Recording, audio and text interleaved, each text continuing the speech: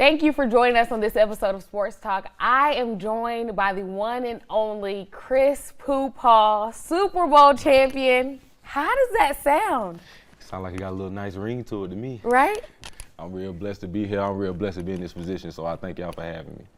When did it set in for you that you and the Seattle Seahawks won the Super Bowl? It just mean a lot, especially in the locker room, because like we're so heavy team bonded. We just build ourselves on that. But just to seeing those guys succeed and just seeing the smile on their faces, you know, talking to the vets and those guys who work extremely long and hard at getting to that goal and seeing them finally achieve that it was amazing. It was something I can't describe, but it was an amazing feeling. Is that day like a blur? I imagine it happened so fast, or does it feel like it's happening so slowly? Like I tell people all the time, it still hasn't hit me yet. It's still sometimes I'm still amazed myself. Like, you know, you go in your rookie season and you win a Super Bowl. Like, what are the chances of that? You know, but man, it's just real crazy to think about sometimes that I can go around for the rest of my life saying I'm a Super Bowl champion. Yeah. Like, it's just crazy. All that you did while you were at Cordell, you won a Super Bowl, and we finally got you in WALB studios. How does it feel to be in here? It's amazing. I always wondered what WALB looked like. That's what I call it, WALB News. So I always wanted to know. It was something that I used to come home every Friday night after a game, and I used to rush to my TV and turn this on just to see if my football highlights was up. And I always wondered what the studio looked like, and this is amazing. So when this airs, you're gonna have to go home and watch it. Oh, like yeah. When it airs Oh live. yeah, just like old times. I'm gonna go to my auntie house. I'm gonna sit in her living room, and I'm gonna turn on the big screen so everybody can see it. Awesome. I love that. You talk about your family. After winning the Super Bowl, were they one of your first calls after winning, or who did you call after the game was over? So I ended up calling. I called my mom first. I called her, and she was screaming all over the phone like she usually do. She was screaming. She's my biggest supporter, one of my biggest fans. So I called her. I wanted to make sure they saw the trophy. I called my sisters. I called my brother. I just kept ringing people. I just kept calling people, whoever would answer. And then, but it was just, I just wanted them to be a part of that moment. I just wanted them to, you know, those who I love dearly. I called my daughter and her mom, you know, which is my girlfriend. I called my girlfriend and my daughter. Just seeing the smile on their faces, it was really, you know, just truly a blessing. And I told my little girl, I told her, you can finally go around the rest of your life saying that your dad is a champion. And you got something to feel good about. She got something to look at and be proud of. That's something that I always want to strive for her. So I'm just blessed to have that. After you win the Super Bowl, Coach McDonald says we have to say, I saw y'all were strolling in the locker room. There was a lot going on. You put everything in your book bag. You leave Levi Stadium. Where do you go from there? So I put everything in my bag. After that, we get on the bus. We get on the bus, and everybody's just having a ball. Everybody's just, you know, we're just playing music. Everybody's just laughing, hugging each other. And then afterwards, the main thing was guys kept saying, oh, we got to get ready for the parade. We got to get ready for the parade. So I'm like, okay, this is going to be a normal parade. You know, we stroll through, wave hands. Yeah. No, this was like, it had to be at least 1.5 million people out there, people standing on roofs, people standing on the side of the roads, barricades, everything. And it was just fun to see those guys and those fans. You know, they sacrifice a lot too. So for them to be there supporting us, it means a lot to us. At the end of the day, you're still a guy from good old Cordell, South Georgia. What does it mean to you to be able to represent South Georgia on the biggest stage of all of football? Oh, it means a lot to me. It's something because, for one, my community is always behind me, no matter where I was, college, high school, now NFL. They always supported me, and you know, from coming from a small town like Cordell, you know, it's a lot of people there. You know, like I always say we have a dream, but you know, for me to go out and show these people, okay, you have a dream, you set out to do that, and you go out there and accomplish it, what things can come behind it. So the main thing I just wanted to get out of this for the community, really for the younger group, it was just, you know, if you have something on your heart or you got something that you really want to strive for, make sure that you give it your all, and, you know, take the good days with the bad days and just keep going every day. Just wake up, put one foot in front of the other, and just keep going. What are some things you learned as a Crisp County Cougar that you still hold firm to now as a Seattle Seahawk?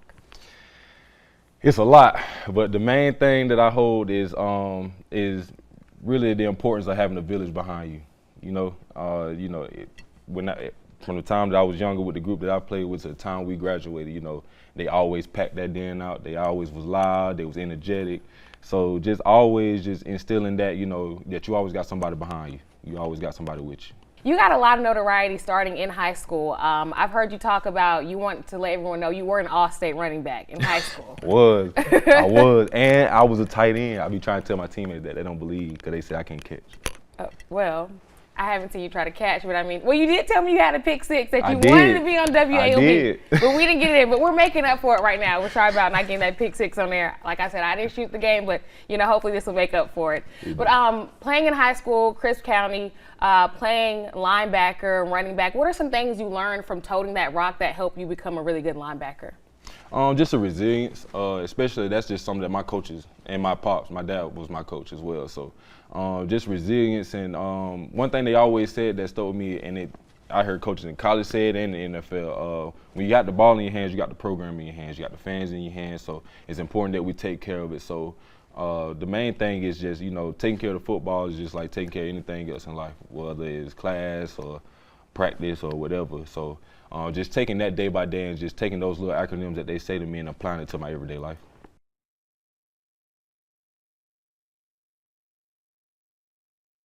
Ask you about going from one SEC school to another. You leave Arkansas, decide to go to Ole Miss. What led to that decision? It was just really, I just felt like it was time for me to surround myself, not saying that my teammates there wouldn't, but I just want to get around a group of men who are like-minded like me, who is willing to do anything for the game and just, really go out there and give it their all. I just felt like in order for me to do that, I just need to surround myself with better scenery and just get around a new group of guys and just start fresh. And I went over to Ole Miss, and they took me in with open arms. The guys, they really loved me over there. I still talk to those guys every day, and so it turned out to be one of the best decisions. From Ole Miss, you come back to Cordele. Let's talk about your draft party. You hear your name called, pick number 172 of the NFL draft. When that moment happened, you heard your name called. What sounds do you hear at that moment? It's like everything just went quiet. It's like I couldn't believe it at first. I was looking, and I just kept looking, seeing my name pop up against the screen, and they showed my highlights and everything, and I'm like, all right, we finally made it. So now it was just like, how do I cope because I'm so amped up right now at this point. Like I had to sit down, had to like take it all in for a minute, or I was gonna just flip out in there. But I had to just take all that in, and my mom, she grabbed me, and when she grabbed me, the first thing she started doing, she just started praying over it as soon as she grabbed me. So she grabbed me, and we said a quick prayer, and after that, it was just like all the feelings just settled. I was able to enjoy my family, and it was just a great feeling. I couldn't stop smiling for like the first week. You talked about your daughter and the impact she's had on your life and the impact you're trying to have on her life. And what is she, 1 or almost 2 now? Yes. Okay. Just in her few months of being on this earth, her dad gets drafted to the NFL. Then her dad wins the Super Bowl. What are you trying to teach her and show her at such a young age? Just always have resilience. Just never, like I said earlier, just always, putting your best foot forward, but the main thing I want her to get out of this, like I said, is whenever she sets something for herself, whether it's in life, personal, spiritually, just always give your full efforts to that, but also know that we are here for you. Because me getting that ring, it took a lot of people to get behind me. It took a lot of support. It was a lot of nights where I needed that support to get through. It was times that I felt like as if I was in the dark a little bit, but they were able to bring me out. They were able to, keep me going.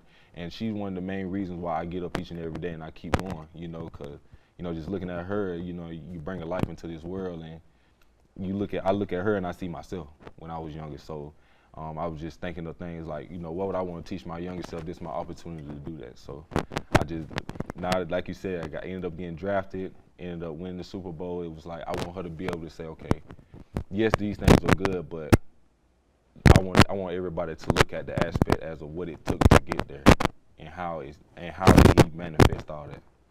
You talk about just your faith, and then you talked a little bit about resilience. I think it was in one of your combine interviews I saw.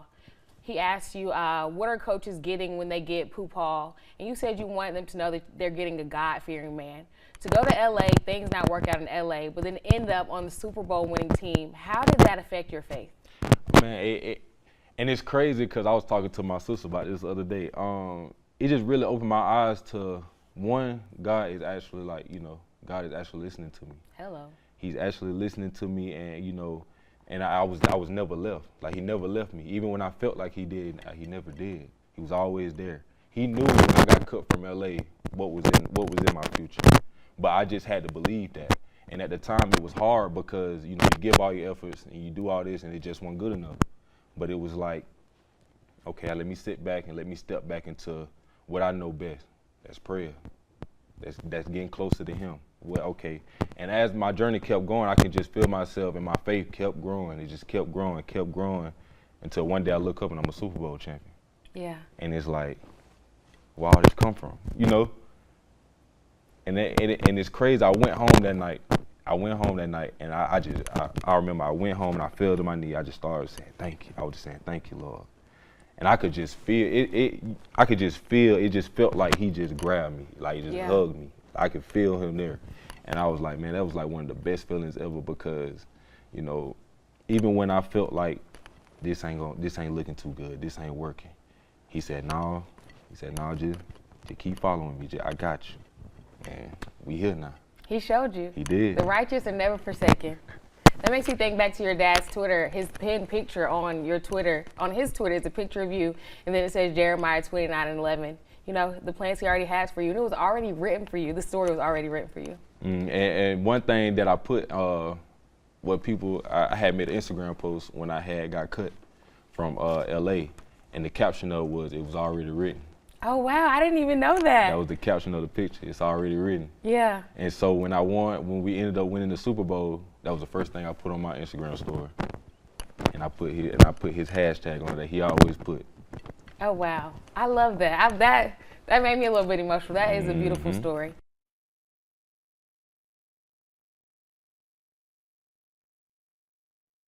High spirits and guys on the team. One person that I think of particularly is Ernest Jones because, like I said, I went to South Carolina. So I have to ask you about him. Were you and him able to build some type of relationship? That's my guy.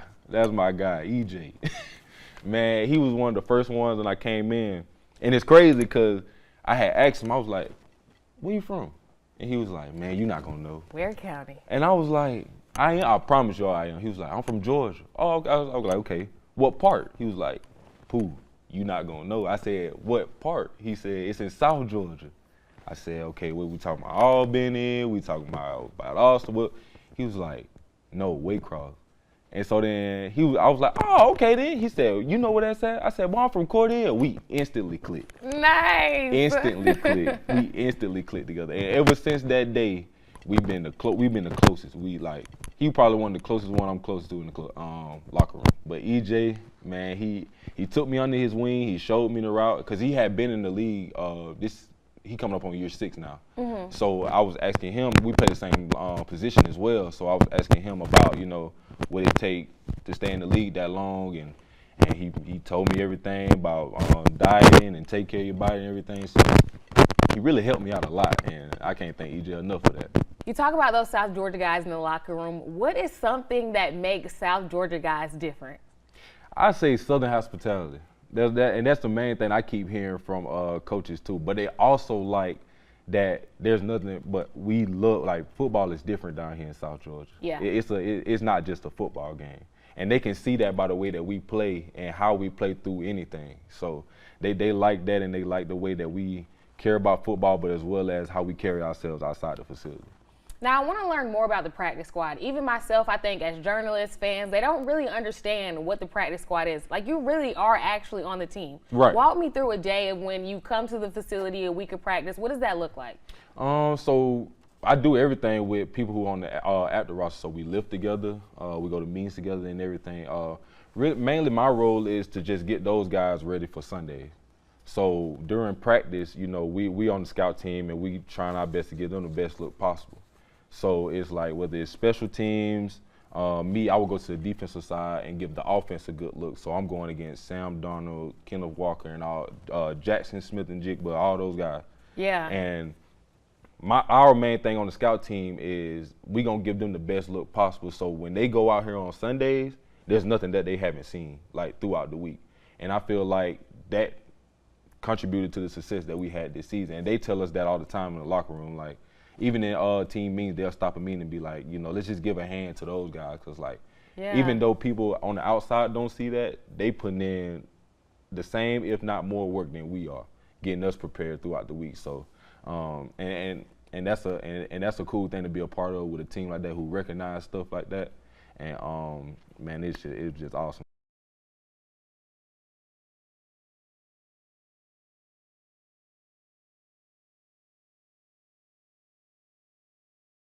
A pretty humble guy, but I know some guys, they make it to the league, they're in college, they're this guy, they're that guy. They come to the league, they get humbled. What was your welcome to the NFL moment? It actually happened when I was in LA. I'll get to LA, and it was during we was doing a joint practice. We was going against the Cowboys, going to the Cowboys in a joint practice. And me, you know, I'm coming out. I'm like, okay, I'm drafted, so I'm gonna be getting rips out here. I'm going out here with the ones sometimes, so I'm like, okay, I'm just gonna take this like college. That was not the case. These are real grown men with families. So I come through. My first play, they had a fullback. I can't remember his name, but I think he was this was like his 6th, 7th year. I come through, I'm like, I'm just gonna take him on. That man blowed me up in the hole, like not the wind out me and everything. No. I'm like, okay. So I tried to play it off though. I got up, you know, asked for a sub because I was winning. I ran off. I tried to play it off with my teammates. They laughing at me. So I'm like, so I'm over there trying to breathe. I'm like, yeah, I'm good. So they were like, Pooh, you know, they over there still cracking joke. They coming over there hitting me, like patting on my stomach and stuff. I'm like, man, nah, let me chill out. Cause this ain't what I thought it was. Yeah. And so they stated, it was like, yeah, I told you these are real men now. I was like, yeah, all right. And ever since then, I was like, nah. So every time I blow somebody up, I dap them up. Hey, you got it, man. Dap them up, help them up, whatever. That is hilarious. On the flip side of that, what was the moment for yourself where you were like, I actually belong in the NFL? Just going against like elite talent like that every day, and you are able to keep up, if not be better than some of those guys. So it was mainly like just having that confidence in myself, and you know, within my training that I was doing, that made me feel comfortable, and you know, getting around those guys, and like I said, asking questions. So it was just that moment, probably when we hit preseason, where I was like, yeah, this is where I belong. Like this is everything that I work for plus more. So, and that was a great feeling because I was able to, you know, let go of all the emotions and stuff that I was feeling and just go out there and play my brand of football. One of my favorite things when you watch Hard Knocks and stuff on YouTube from the NFL teams, the stuff they do with the rookies, like the rookie talent show, all that stuff. What was your thing that you did? We had a rookie dinner first. We had to take the vets out for a dinner. I forgot the total, the ticket, but they ended up posting it on social media. I think they gave us a fake ticket at first. So the fake ticket was worth like $120-some thousand, and we almost fainted in the room. We like, how we gonna pay this? You know, how we gonna what? So they over there laughing and stuff. We like, yeah, that's cool. Like y'all multi-millionaires. Like this is, you know, but this our first year. We over there panicked. We over there pulling up Cash Apps and Zelle. Not Cash App. We doing everything, but they end up bringing the real one. I forgot the real amount, but that was a fun experience. Even though they scared everybody in that room straight. For the rookie talent show, I had to get up and I had to tell a joke. I told like a skeleton joke. It was a good joke. Everybody laughed. I passed. Everybody laughed. They was howling. They was still talking about this joke to the day. Wait, do you remember the joke? It was I was like, I think it was like, why is the skeleton scared or something? And everybody was like, why? And I said, because he didn't have the guts. He didn't have the guts. And I slapped my knee. And like when I slapped my knee, everybody in there just started crying, coaches and all. I was like, I'm gonna say this corny joke, but if I laugh after it, everybody else gonna start laughing. It'll land, yeah. So that was what I had to do for my rookie talent show. Well, Pooh, I have thoroughly enjoyed getting to know you. Your first WALB exclusive interview. Is there anything you would like to leave us with here on WALB, as you would say it? On a serious note, I'll leave y'all with this. Like I said previous times in the interviews, just whenever you have something on mind, whenever you have something in your mind, or you feel like you can't go to anybody else, or you don't want anybody to know, just talk to God about it. No matter how big or small the problem is, He always with us. So I always leave people with something serious on the serious note because I like to play, but I'm gonna leave y'all with something serious this time. So whatever troubles you got, even if you succeed, still reach out to God because He's always listening, He's always there, and He's never left your side. So love y'all.